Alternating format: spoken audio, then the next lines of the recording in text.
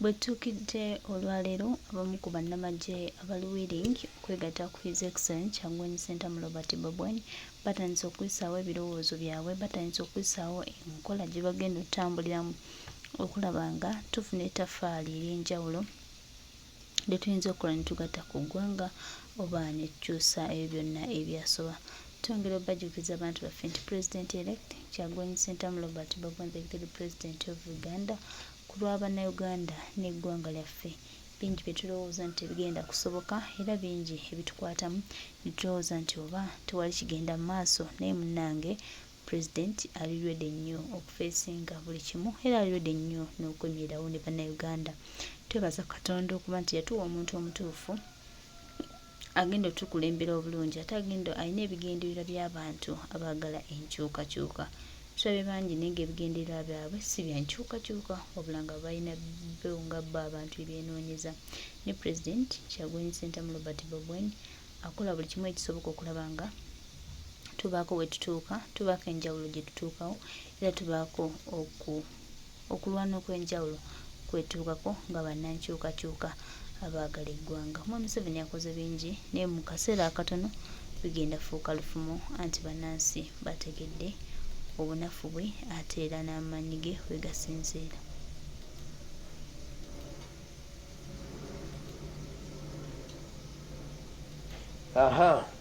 Abantu bewaffe Buwama obunkenke gye buli bungi nkyabugoberera.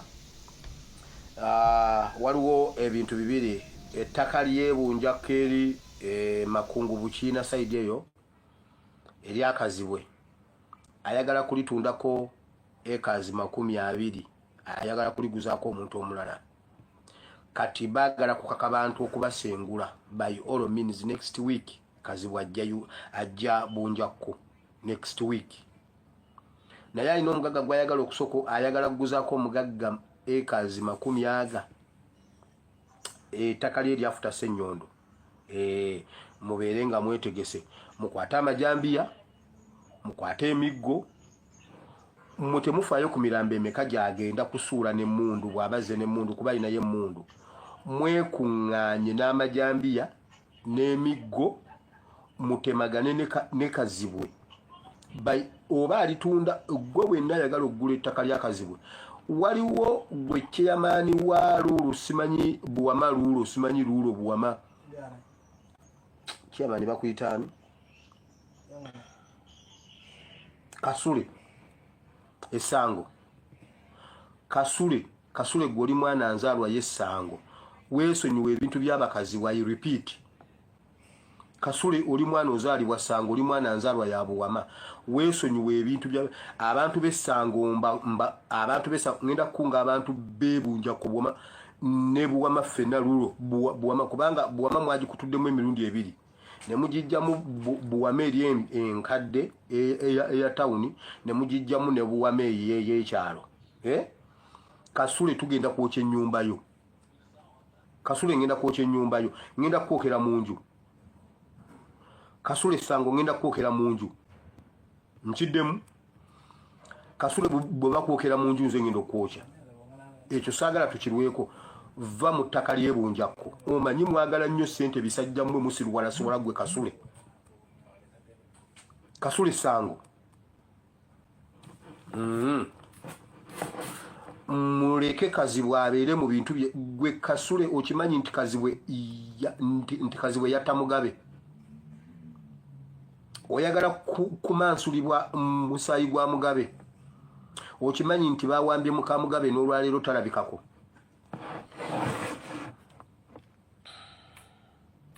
Okimanyi nti bawambye muka Mugabe n'olwaleero muka Mugabe talabikako. Kyeyamaani Kasule va mu nsonga z'ettaka lya Kazibwe.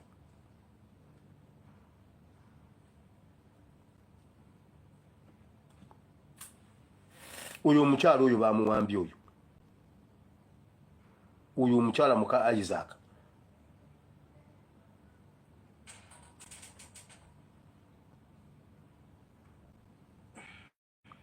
Kasule va mu nsonga ezo, Kasule va mu nsonga za Kazibwe. kazibwe mwesonyiwe gwe kazibwe muleke tumutuse wetwagala omuteeka kasita goli mwana nzalo ya ku kitundu Kasulu ojja kuleeta muka Isaac gwedeyo sirwale mbuno chairman w'egombolola ate nkubagana n'abajeno ngo ndetera chairman w'egombolola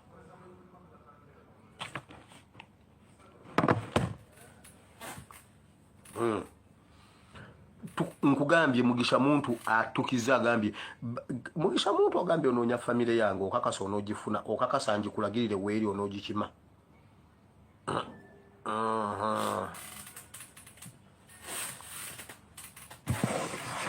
kansirike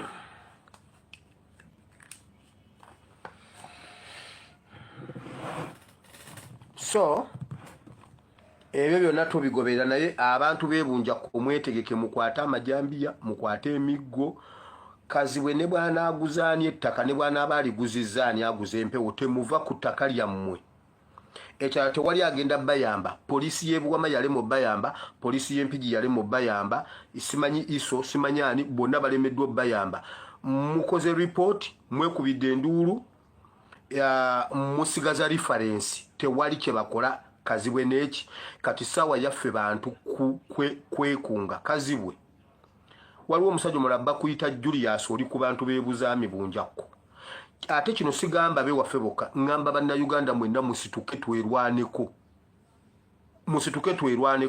kati bwe muba mwabala temwerwanyeeko kambulire enjiri nga ntandika n'abe waffe bunjakko tewali kugamba mbu mayanja ajje tewali kugamba mbu ani ajje baleete emundu tukwata amajambiya tutemagane nga bwe batukuba amasasi naye naffe gwe tukwata tumuteme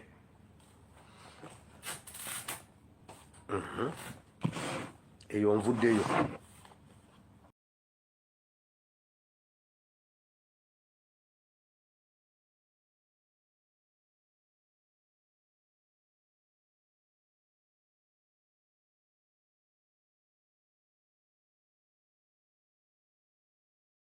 Febuwama obunkenke gye buli bungi mukyabugoberera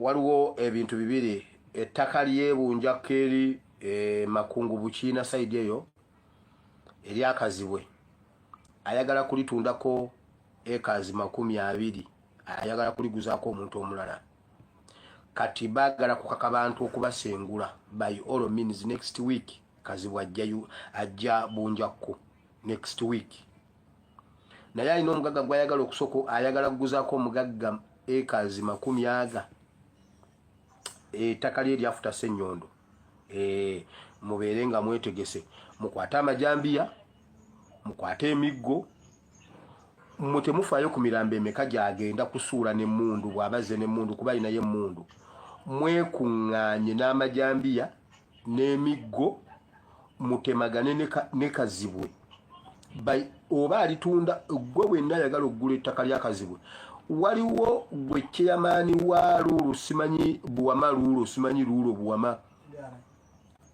chairman bakuyitaani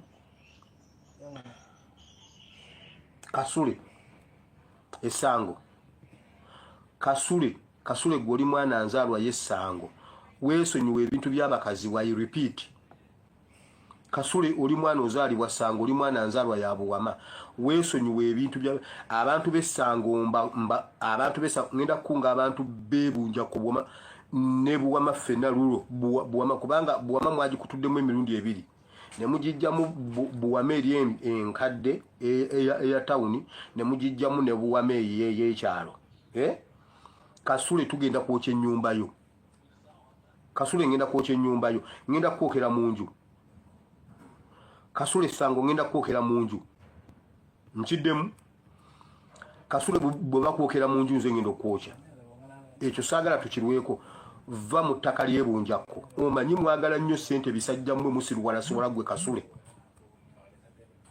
Kasule Ssango muleke kazibwe abeere mu bintu bye gwe Kasule okimanyi nti kazibwe yatta Mugabe oyagala kumansulibwa musaayi gwa Mugabe okimanyi nti bawambye muka Mugabe n'olwaleero talabikako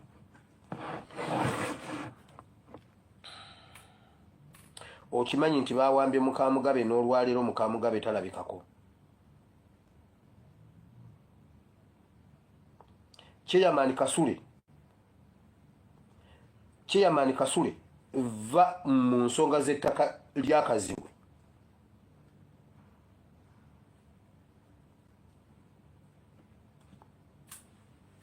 Oyo omukyala oyo bamuwambye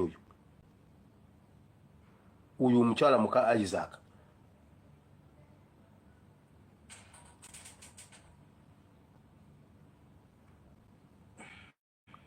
Kasule va mu nsonga ezo, Kasule va mu nsonga za Kazibwe.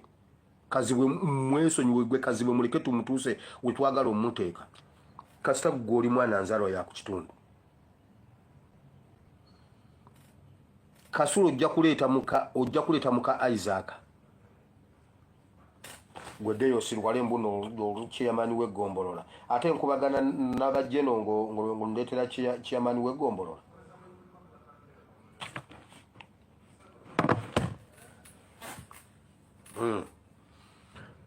Nkugambye Mugisha muntu atukiza agambye Mugisha muntu agambye onoonya famire yange okakasa onoogifuna okakasa ngikulagirire weeri onoogikima.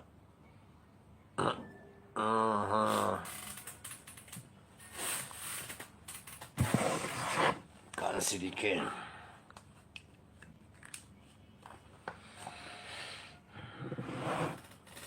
so ebyo byonna tubigoberera naye abantu beebunja kumwetegeke mukwata amajambiya mukwata emiggo. Kazibwe ne bwana aguzaani ettaka ne bwana abaliguzizaani aguza empewo temuva ku ttaka lyammwe. Ekyala tewali agenda bayamba. Polisi y'ebuwama yale mu bayamba, polisi y'empigi yale mu bayamba, simanyi iso simanyani bonna balemeddwa bayamba. Mukoze report mwekubidde enduulu ya musigaza reference tewali kye bakola. Kazibwe neki kati sawa yaffe bantu kwekunga. Kazibwe waliwo omusajja mulabba kuyita Julius oli ku bantu beebuzaami bunjakko. Ate kino sigamba be waffe bokka ngamba banna Uganda mwenna musituke twerwaneko. Kati bwe mba mwabala temwerwanyeeko kambuulire enjiri nga ntandika n'abe waffe bunjakko. Tewali kugamba mbu Mayanja ajje, tewali kugamba mbu ani ajje. Baleete mundu tukwata amajambiya tutemagane nga bwe batu